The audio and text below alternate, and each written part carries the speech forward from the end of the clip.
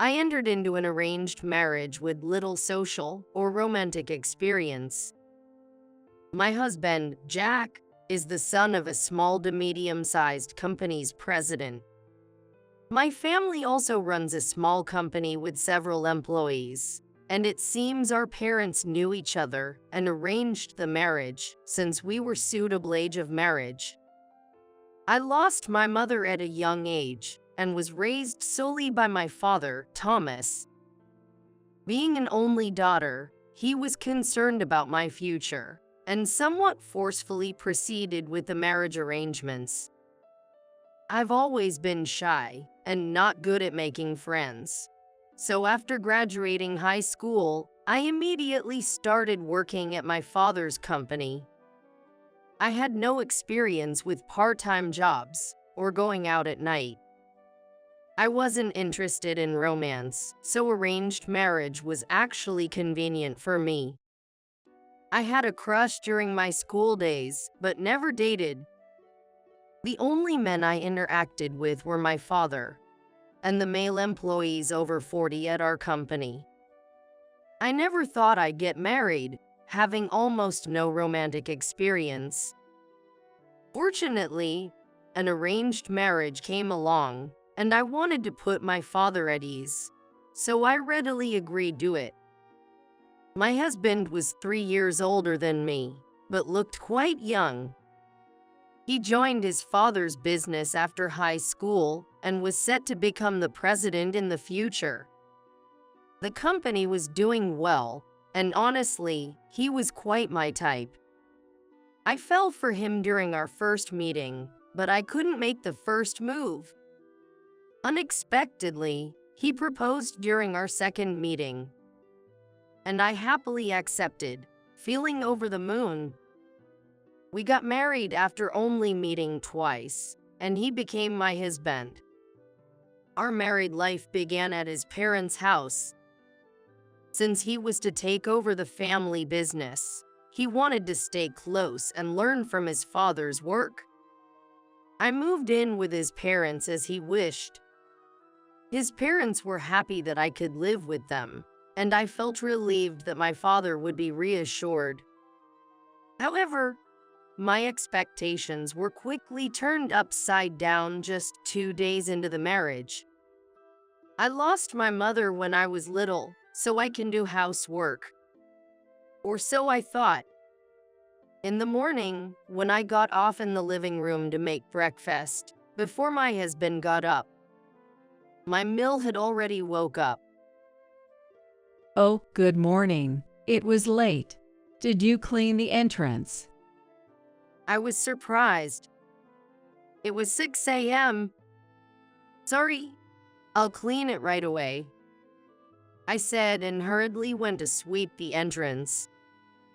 So cleaning the entrance is the first task in the morning here. I resolved to wake up earlier the next day. After preparing breakfast for 4, Jack got up around 7 a.m., but didn't immediately eat. Instead, he lounged on the sofa and was watching TV. Shouldn't you serve tea and the newspapers first when your husband wakes up? Susan remarked while eating her breakfast. I'm sorry. I handed tea and newspapers to my husband. My husband doesn't look here and reads the newspapers while drinking the tea. I need to learn more about this. I reflected on my lack of experience and tried harder the following days. Initially, I thought Susan's criticisms were due to my inexperience and compiled without question. Eventually, I had a daughter, Emma, and balancing child rearing with household duties became more challenging. Susan didn't help with either but continued her daily criticisms. I believed these were due to my shortcomings. One day, it became unable to endure Susan's constant nagging. I consulted with Jack. Your mother complains about me every day. I can't take it anymore, I said, tears streaming down my face. But Jack dismissed me, saying, That's your fault. I'm going to break myself if I leave it as it is. So I said, I have something wrong, of course, but my mill says more than that. I was used for stress relief. I want you to deal with it. I was truly at my breaking point. But my husband, Jack, said something shocking. I married you despite your immaturity, and now my mom is trying to make you mature. Can't you see that? He snapped back at me angrily. But your mom's behavior is too much, I retorted. Suddenly, Jack calmed down and said, if you're going to say bad things of my mom, we might get divorced. Go back to your parents' house. And then he left the room. I couldn't comprehend his words at first. But as I gradually calmed down, I remembered and the idea of divorce crossed my mind. Either way, it seemed like Susan would interfere. So I decided to return to my parents' house for the time being. The next day at my parents' house, a divorce paper arrived from Jack. I was ready to go through with the divorce. However, my father, Thomas, opposed it. Perhaps he was upset about his only daughter getting divorced so soon. I tried hard to explain the situation to him, but he insisted that I endure it. Come to think of it, Thomas was always lenient with Susan and strict with my mother. Maybe he was also concerned about how it would look for his daughter to return home divorced. In the end, Thomas took me back home, and I had to apologize to Jack and Susan, returning to things as they were. But from that point on, Susan's nagging escalated. One day, as I was busy with housework as usual, Susan said, "Tea?" I was a little nervous, but I offered tea by saying, "Yes." It was the first time Susan had asked for something like that from me. I had been doing the meals, clean up, and other chores, but she had never asked me to bring her tea or anything else. I thought maybe she was tired, but from the next day onward, it was always tea, newspaper, and she never moved from the sofa. Then, during a meal, she started, "Oh, it tastes too strong today. Are you trying to make me sick?" I said, "I'm sorry. I'll cook it again." To which she replied, "No need. It'll probably be the same anyway." She continued to complain as she ate. I had always received small criticisms about my cooking, but this time it was combined with spiteful comments. I was a little frustrated, but I had no choice but to apologize. I said, "I'm sorry. I'll be more careful after that." My husband and Phil are laughing while watching TV, and they don't care about us at all. Only my daughter is looking at my face with anxiety. I didn't want to show her me being scolded, so I just responded, "Understood," and ignored Susan's comments. But perhaps that annoyed her. She even started to scold Emma. It's the parent's responsibility if a child has no manners. It's because you have no manners that your child is rude, she would say loudly in front of my daughter. Finally, I asked her, "Please, Susan, speak a little softer," to which she hysterically shouted, "You raised her that way. It's your fault. Are you trying to make me the bad guy?" Even Jack looked concerned but defended his mother when I explained, saying, "Well, can't help it." Since then, Susan would call me over to scold me for every little thing. I used to think it was my fault, but not anymore. It was just her wanting to bully me. Realizing this, I began to feel a strong aversion towards her. But living together, I had to see her face every day. Even when I wanted to visit my parents, she would complain, "Planning to neglect your duties here? You've become quite arrogant." thinking of the nagging I'd face upon my return. I rarely went back home after getting married. During this time, my father, Thomas, died in a car accident. It was so sudden that I was in shock and couldn't listen to Susan's nagging anymore. I rushed to my parents' house. I don't remember much after that, being too busy. The company my father ran couldn't recover after his death, and it eventually closed after paying severance to the employees. A family liar handled everything, so I could stay beside my father's portrait. Then the liar told me about an inheritance from my father. As an only child, there were still some properties left even after paying the employees, which were designated as my inheritance. Despite not visiting or contacting my father much after marriage, he always took care of me. Mixed feelings of happiness and regret made me unable to stop crying. Then I learned the inheritance was a substantial amount of $1.2 million. I was surprised, but Jack seemed even happier. He was with me when I heard about the will. My husband can't hide her happy feeling, and he seems to be full of heritage, even my father's death. Watching him, I felt the same disgust I had for Susan. Jack, who pretended not to notice me being bullied by Susan. Jack, who didn't help with child rearing or even put effort into his father's business. Just lazed around all day. I swore to myself. Who says I have to give him the inheritance? And began to consider a plan. Then, as expected, when everything was over and came back home, Mill was waiting for me. Expecting her usual nagging, I was surprised when she said, "You must be exhausted. Take some rest." I hadn't received a single word of sympathy from her in the decades since we married. I was speechless at her sudden change, but then understood why when she said, "By the way, I heard your father left you an inheritance." "That explains it. My Mill was aiming for my inheritance." I realized my feelings had shifted from anger to hatred. Trying to hide my emotions, I calmly replied, "Yes, that's true," while suppressing my resentment. "It's going to be busy from now on. Our company needs some updates." She was planning to use my inheritance to revamp her company. To think they could talk about such things so soon after my father's passing.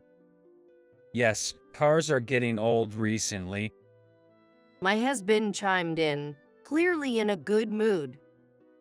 Both Susan and Jack speak like that. It was too much. I can't control my hatred emotions. My daughter, who noticed my incident, took me to the room, saying, "Mom, let's take a break." That helped me get through the situation. After that, Susan's constant criticism stopped abruptly. Every day, she and Jack were happily discussing plans to revitalize the company and looking at catalogs for new cars. I endured each day, suppressing my feelings of resentment. Then, boldly, they handed over the company's presidency to Jack. He started spending money recklessly, giving out bonuses to employees and investing in new equipment. The employees, initially puzzled, became excited about the new president, and the company was bustling with activity. Gradually, our house was updated too, even getting new appliances for the household chores I did. For a moment, I thought maybe life could continue peacefully without criticism. But thinking of the decades of mistreatment and how they were now using my father's inheritance as their own, I knew I had to go through with my plan. The day to execute my plan arrived. It was the company's recreational trip. They had never done such a trip before, But this time, they decided to take all the employees to a hot spring resort. Of course, I was not included. Jack and his parents left cheerfully for the trip. That's when Emma and I started our plan. Right after they left, I called the moving truck I had arranged earlier. Slowly, we packed up our clothes and personal belongings and loaded everything onto the truck, heading to the apartment I had previously purchased. After my father passed away and I returned home, Emma and I had decided to buy an apartment to live in, just the two of us.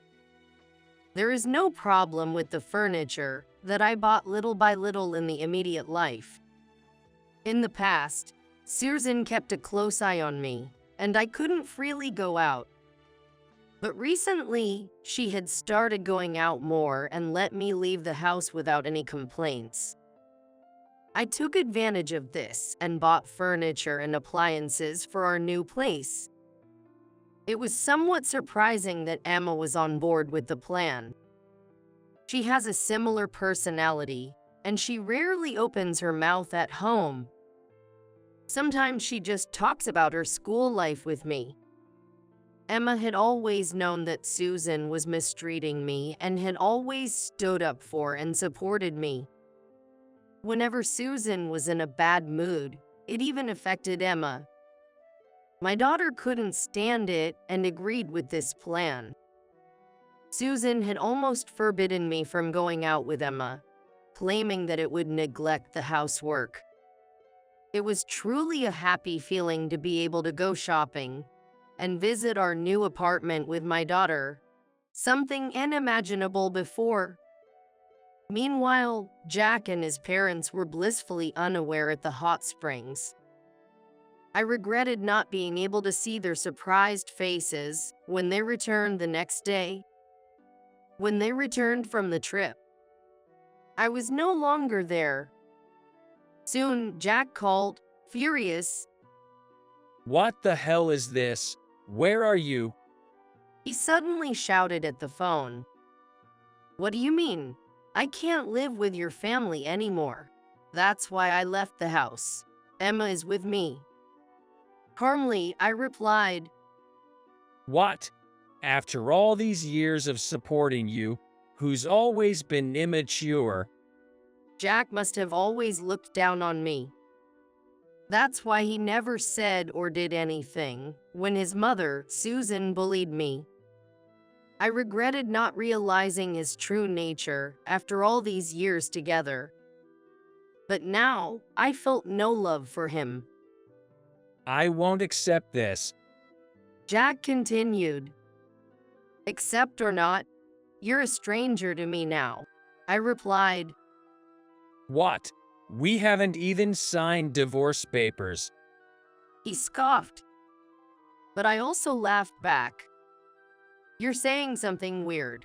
You've been giving me a divorce notification before. In fact, I had kept the divorce papers. He sent me when I was previously driven out of the house.